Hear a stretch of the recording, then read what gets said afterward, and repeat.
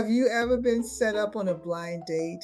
Well, let me tell you what happened to me on episode 7 of Black Women Monday Morning Rise. Who set me up with him, baby? This is a true story. He walked in with his tight suit, a big belly, numbers on his knuckles, and confidence I did not ask for. What a sight! We will return after this brief commercial break. This episode of Monday Morning Rise is brought to you by my book, 7 Minutes, The True Story of Me Dying and Living to Tell About It. It's my personal story of surviving death and discovering purpose after pain. If you need a reminder that your story isn't over, this book will inspire you. 7 Minutes is available now on Amazon Books. Now back to Monday Morning Rise. I don't know why your married friends find it necessary to set their single friends up on a blind date. This story I'm about to tell you happened several years ago. My married girlfriend Vanessa decided to hook me up on a blind date with her coworker Rodney. I believe that was his name. Against my better judgment, I let her convince me to go. Big mistake. I received a phone call later that day and we were to meet at Red Lobster on a Saturday afternoon. I am not a big fan of the restaurant, but I agreed to go. I decided to arrive early, so if I had to make a quick exit, I could. I sat for about 15 minutes. From time to time, an attractive black man would walk in. Damn, he's fine. I wonder if that's my date. After about 3 different times, I realized those handsome gentlemen had other dates. Then this man walked in with a suit 2 sizes too small. I whispered to myself, I hope that's not him. He walked past me and I gave a sigh of relief. Thank you, God. Then he turned around and said, Hey, beautiful. I'm Rodney. I immediately said to myself, hell to the no. What did I just get myself into? We were escorted to our table and I reluctantly introduced myself as Teresa Marie.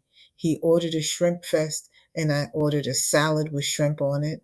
I should have known when my salad arrived that this was the beginning of a bad blind date. While sitting there, he picked up his glass of water, and I was horrified. He had numbers written on each of his knuckles. Oh, hell! Vanessa set me up with a felon. What if he's a murderer? You wait till I get a hold of Vanessa for setting me up with a criminal. He started a conversation with my wife and I are divorced and how she treated him. Then he tells me that he doesn't have a good relationship with his kids and he had double bypass heart surgery last year. Within 15 minutes, I knew his whole life story. I sat there with a blank look on my face. I whispered to myself, food, please, hurry up. I eventually got a word in. I said, what do you like to do in your free time?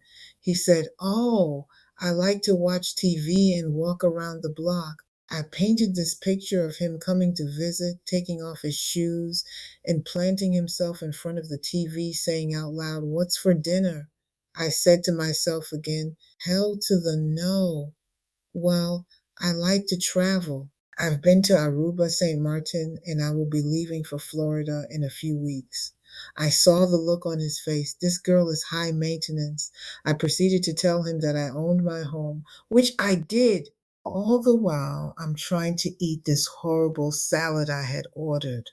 Eventually, I stopped eating. He said, are you going to finish your salad? I responded, no, I'm full. The look on his face was, you're going to waste my money that I spent on your food? He then asked if I wanted a doggy bag. I said, no, thank you. It wasn't that good. I said to myself, after all, it was just a damn salad which they opened up a can of tiny shrimps and tossed it over a bed of lettuce and a few tomatoes. Yuck. He paid the bill and we proceeded out of the building. He said to me, where did you park? I pointed to my car and he said, you have a nice car. What year is it? I said, 2007 Suzuki Forenza. I parked over there. I don't have a nice car like you do. I have a 1987 orange Saab. I am not a snob, and my car was at the time 3 years old. We all go through hard times, but he wanted me to feel sorry for his own situation. That was a big no for me. He said to me that he enjoyed the evening. I responded to him by saying, "You know how to get in touch with me."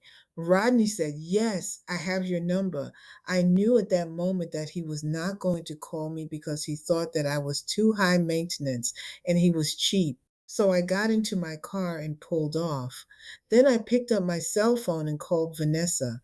"Why did you hook me up with that criminal?" She said, "What?" I responded, "Didn't you see the numbers on his knuckles?" She said, "No. How could you have missed that? Has he been in jail?" She didn't know the answer. "Well, anyway, he won't be calling me back." "How do you know that?" "Because he thinks I'm high maintenance and he's cheap." On Monday after work, Vanessa called me and she said that she spoke to Rodney and he said I was nice but too rich for him. He never called back and I didn't have to block his number. Ladies, I want to ask you a question. What would you have done in that situation? Leave a comment. No more blind dates for me. Ladies, here's a word of encouragement. One bad date is just a mismatched data point. It has absolutely zero reflection on your worth, your style, or your vibe. You protected your peace, recognizing that someone isn't your person and choosing not to force it is a win. You saved yourself from wasting any more days or weeks on the wrong fit. It makes for a great story later. Every single person who has ever found great love has a treasury of hilariously awful date stories they accumulated along the way. Consider this one officially added to the vault. Go home, change into your absolute comfiest clothes, put on your favorite music, and pamper yourself. You survived the date. Now go enjoy the rest of your evening on your own terms. I will see you on next week's episode, Saying Yes to You, with special guest Verlin Randolph. Yeah, yeah.